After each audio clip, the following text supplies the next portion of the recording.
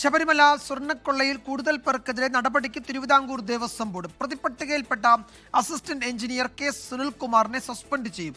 ഇക്കാര്യം ഉൾപ്പെടെ ചർച്ച ചെയ്യുന്ന നിർണായക ദേവസ്വം ബോർഡ് യോഗം തലസ്ഥാനത്ത് തുടരുകയാണ്. ശബരിമല സ്വർണ്ണക്കൊള്ളയിൽ അന്വേഷണം നടക്കുന്നതിനിടെയാണ് തിരുവിതാംകൂർ ദേവസ്വം ബോർഡ് യോഗം ചേരുന്നത്.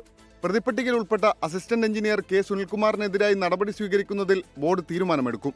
ദേവസ്വം വിജിലൻസിന്റെ പ്രാഥമിക അന്വേഷണ റിപ്പോർട്ട് വന്നതിനു പിന്നാലെ അഡ്മിനിസ്ട്രേറ്റീവ് ഓഫീസറായിരുന്ന ബി മുരാരി ബാബുവിനെ സസ്പെൻഡ് ചെയ്തിരുന്നു. സമാനമായ നടപടി തന്നെ സുനിൽകുമാറിനെതിരെയും ഉണ്ടാവാനാണ് സാധ്യത. സുനിൽകുമാറിന്റെ കാര്യം ഇന്നിപ്പോൾ ബോർഡ് ചർച്ച ചെയ്യും. സുനിൽകുമാറിന്റെ കാര്യം എങ്ങനെയാണ് ചെയ്യേണ്ടതെന്നതിനെ സംബന്ധിച്ചും ഇന്ന് ബോർഡ് ചർച്ച ചെയ്യും. മറ്റെല്ലാ കാര്യങ്ങളും നമ്മൾ ബോർഡിൽ ഇന്ന് വിശദമായി ചർച്ച ചെയ്യും. അതേസമയം UDF ഭരണസമിതിയുടെ കാലത്തും അഴിമതി നടന്നുവെന്ന് പ്രശാന്തിന്റെ പരോക്ഷ പ്രതികരണം.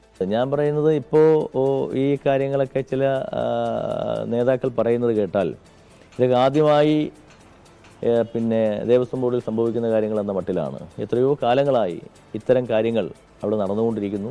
പ്രതിപട്ടികയിലുള്ള വിരമിച്ച ഉദ്യോഗസ്ഥർക്കെതിരെ നടപടിയെടുക്കുന്നത് പ്രത്യേക അന്വേഷണ സംഘത്തിന്റെ അന്വേഷണം പൂർത്തിയായ ശേഷമേ ഉണ്ടാവൂ. ഇക്കാര്യത്തിൽ ബോർഡ് നിയമോപദേശം തേടിയിട്ടുണ്ട്. 24 തിരുവനന്തപുരം. ലോകത്തെവിടെയായാലും ഏത് സമയത്തും 24 വാർത്തകളും ഓഗ്മെന്റഡ് റിയാലിറ്റി പാക്കേജുകളും എക്സ്പ്ലെയിനറുകളും വിശദമായി കാണാൻ ഞങ്ങളുടെ YouTube ചാനൽ നിങ്ങൾക്ക് സബ്സ്ക്രൈബ് ചെയ്യാം.